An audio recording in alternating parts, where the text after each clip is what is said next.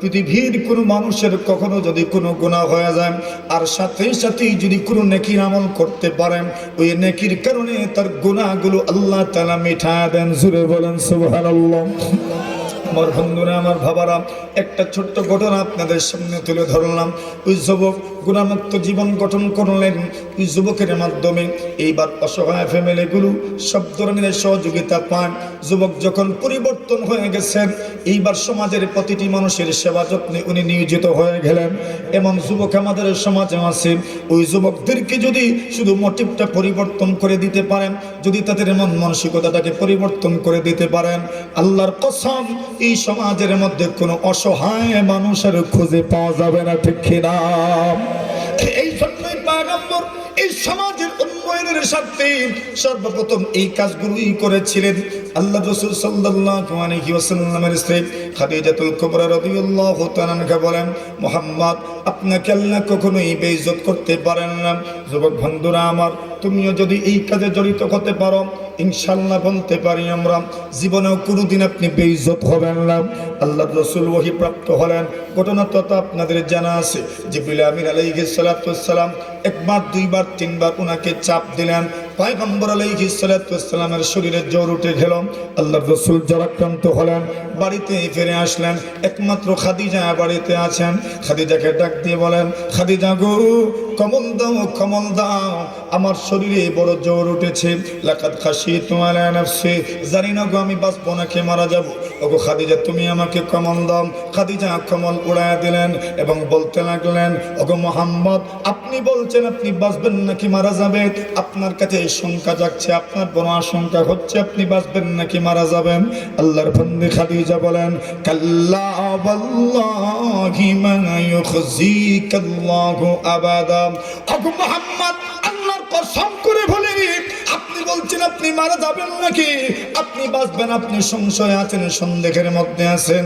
আমি খাদিজা বলছি, আল্লাহর কসম করে বলছি, আপনার মতো মানুষকে মহান আল্লাহ কোনোদিন লাঞ্ছিত বঞ্চিত করবেন না। সুবহানাল্লাহ বলেন। এখন স্ত্রীর জবান থেকে এই কথাটা যখন রাসূল শুনেছেন, মনোবল তো এমনিতেই চাঙ্গা হয়ে গেছে। আল্লাহ রাসূলের মনের শক্তি বেড়ে গেছে। স্ত্রী বলছেন, কখনো আল্লাহ আপনাকে লাঞ্ছিত করবেন না, মারবেন দূরের কথা, আল্লাহ আপনাকে লাঞ্ছিত করবেন না, বঞ্চিত করবেন না। কেন বঞ্চিত করবেন না, লাঞ্ছিত করবেন না? খাদিজা বলেন, আপনার মধ্যে এমন কতগুলো গুণ আছে, এই গুণ যার মধ্যে পাওয়া যায় এরা সমাজে লাঞ্ছিত হয় না। আল্লাহু আকবার, জোরে বলেন। বলবো এই গুণের কথা? সামাজিক উন্নয়ন কিভাবে হয় আমার ভাইদের সামনে কথাগুলোর উপর একাঠা আমি তুলে ধরছি। এখন খাদিজাতুল কুবরা মুহাম্মদুর রাসূলকে বললেন, খাদিজাও জানেন না উনি যে রাসূল হচ্ছেন, সবেমাত্র ওহীপ্রাপ্ত হয়েছেন, খাদিজার কাছেই প্রথমে এসেছেন। খাদিজা জানেন না তো উনি যে রাসূল, কিন্তু রাসূল না জানলেও উনি আগের পারফরমেন্সে, অতীতের আখলাক চরিত্রে, অতীতের চলাফেরা উঠা বসায় উনি মার্ক করতে পেরেছেন মুহাম্মদের মতো এত ভালো মানুষ দুনিয়ার জমিনে দ্বিতীয় কেউ হতে পারেন না। কথা বলেন ঠিক না? ওই খাদিজা বলছেন, আল্লাহ আপনাকে মারবেন তা হতেই পারে না, আল্লাহ আপনাকে লাঞ্ছিত করবেন না, আল্লাহ আপনাকে বঞ্চিত করবেন না, আল্লাহ আপনাকে অপদস্থ করবেন না। কেন? আপনার মধ্যে 5টা গুণ আছে। কয়টা? কয়টা? অনেকগুলো গুণ তো ছিল, এর মধ্যে উনি বিশেষভাবে 5টা গুণের কথা উল্লেখ করছেন। এই 5টা গুণই হচ্ছে সামাজিক গুণ। কি জাত গুণ? জোরে কোন? সামাজিক গুণ। আল্লাহর বান্দা খাদিজাতুল কুবরা বলেন, ইন্নাকা লাতাসিলুর রাহিম। আল্লাহর বান্দা খাদিজা বলেন, ওগো মুহাম্মদ, আপনার প্রথম নম্বর গুণ হলো ইন্নাকা লাতাসিলুর রাহিম, আপনি আত্মীয়তার সম্পর্ক জুড়ে রাখেন। সুবহানাল্লাহ। আত্মীয়তার সম্পর্ক জুড়ে রাখেন। আমরা যারা দুনিয়াতে বসবাস করি, আমরা আত্মীয়তার সম্পর্ক ছিন্ন করি। এর কতক্ষণ ঠিক না বেটি? আর খাদিজা প্রথম কথাই বললেন, আপনি আত্মীয়তার সম্পর্ক জুড়ে রাখেন। আল্লাহ রাসূলের স্ত্রী প্রশংসা করলেন, আপনি আত্মীয়তার সম্পর্ক জুড়ে রাখেন। যদি আত্মীয়তার সম্পর্কই জুড়ে রাখতে না পারেন, তবে সমাজ বলতে আর কার নাম? কতক্ষণ? সমাজের কার নাম? নিকট আত্মীয় যারা আছে এদের সাথে সম্পর্ক যদি সুন্দর না হয়, তাহলে সমাজ আর কার নাম বলে? সমাজের প্রথম তো এরাই, নিকটাত্মীয় যারা, এরাই তো সমাজ ব্যবস্থার প্রথম অংশ। যদি এদের সাথে সম্পর্কটা সুন্দর না হয়, তাহলে সম্পর্ক উন্নয়ন হবে আর কোন জায়গায়, আর সামাজিক উন্নয়ন হবে আর কোন জায়গায়? কথা বলেন ঠিক না বেঠিক? এখন আমাদের অভ্যাসটা কেমন? আমাদের অভ্যাস হইল নিকটাত্মীয় যারা এদের সাথে সম্পর্ক নাই, আর দূরের যারা এদের সাথে গভীর থেকে গভীর সম্পর্ক। কথা কোন ঠিক কিনা? নিকটাত্মীয় যারা এদেরকে কেউ দিতে চায় না, আর দূরের যারা এদেরকে ইচ্ছা মতো দিতে চায়, এমন মন মানসিকতাও কিছু মানুষের আছে না নাই? আছে। তাহলে যদি নিকটাত্মীয়দের সাথে সম্পর্কটা আপনার গড়ে উঠে না, তাহলে আপনি সমাজ ব্যবস্থা বলতে আর কি বুঝেন বলেন? আল্লাহ রাসূল সাল্লাল্লাহু আলাইহি ওয়াসাল্লাম বলেন, মান সাররাহু আইয়ুবসাতা লাহু ফি রিজকি আও ইউনসা ফি আসারি ফালিয়াসিল রাহিমা। আল্লাহ রাসূল বলছেন, এই সমাজে আমরা যারা আছি সবাই আল্লাহর কাছে দোয়া করি, আল্লাহ আমাদের হায়াতের মধ্যে বরকত দান করেন, আমাদের রিজিকের মধ্যে বরকত দান করেন। এই দোয়া আমরা করি কিনা বলেন? আল্লাহর হাবিব হলেন উম্মত, যদি কেউ হায়াতের মধ্যে বরকত চান, যদি দুনিয়ার কেউ রিজিকের মধ্যে বরকত চান, আল্লাহর রাসূল বলেন আত্মীয়তার সম্পর্ক জুড়ে রাখো। যে বা যারা আত্মীয়তার সম্পর্ক জুড়ে রাখে, আল্লাহ তাদের হায়াতে বরকত দান করেন, আল্লাহ তাদের রিজিকের মধ্যে বরকত দান করেন। দোয়া করতে হবে না, আত্মীয়দের সাথে সুসম্পর্ক করে তোলেন, এই সুবাদেই আল্লাহ তাআলা আপনার হায়াতের মধ্যে বরকত দান করবেন, রিজিকের মধ্যে বরকত দান করবেন। আল্লাহর বান্দী খাদিজা প্রথম নম্বর গুণ বর্ণনা করলেন, ইন্নাকা লাতাসিলুর রাহিম। দ্বিতীয় নম্বর গুণ বর্ণনা করলেন, ওয়া তাকসিবুল মাদুম। ওগো পয়গাম, ওগো মুহাম্মদ, আপনার আরেকটা গুণ হইল, এই সমাজে কিছু দুঃস্থ মানুষ আছে, কিছু নিঃস্ব মানুষ আছে, কিছু দরিদ্র মানুষ আছে, যাদের কোনো কিছুই নাই, যাদের আর্থিক সম্পদ নাই, যাদের কোনো আর্থিক সম্পদ নাই। ওগো মুহাম্মদ, আপনি তাদের জন্য ইনকাম করেন, তাদের জন্য আপনি উপার্জন করেন, এবং তাদের তোরেই আপনি বিলিয়ে দেন, তাদের জন্য আপনি উপার্জন করেন, তাদের তোরেই আপনি বিলিয়ে দেন। 3 নম্বর গুণ হলো তাহমিলুল কাল্লাম। এই সমাজের মধ্যে কিছু মানুষ আছে, প্রতিবন্ধী মানুষ, যাদের কর্ম করার ক্ষমতা নাই, কর্ম করতেই পারে না।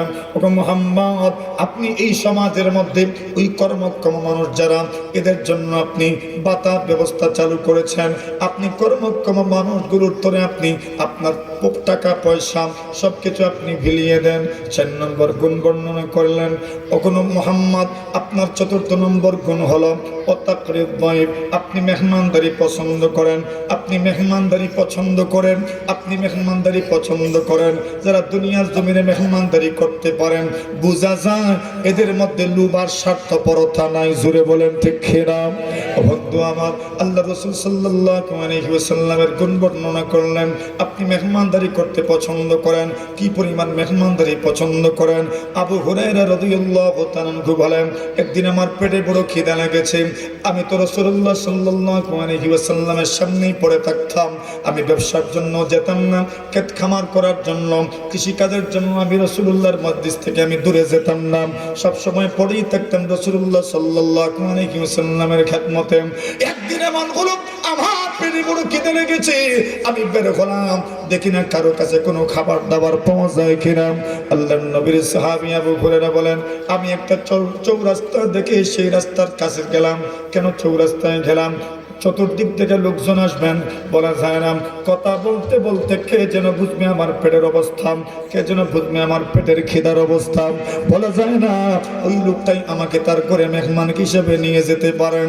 আল্লাহর বান্দা বলেন, আবু বকর সিদ্দিক রাদিয়াল্লাহু তাআলা আনহু আসলেন, আমি সালাম দিলাম, সালাম দেওয়ার পরে উনি সালামের জবাব দিলেন। আমি এরপর ওনাকে মাসআলা জিজ্ঞাসা করলাম, উনি মাসআলার জবাব দিলেন, চলে গেলেন। কথা বললাম, কিন্তু উনি আমাকে তার করে দাওয়াত দিলেন না। এর মানে হলো প্রথম মিশন ফেল। ঠিক না? বুঝেন নাই মনে হয়? তো গেছেন এই জন্য, কেউ যদি বাড়িতে নিয়ে যান।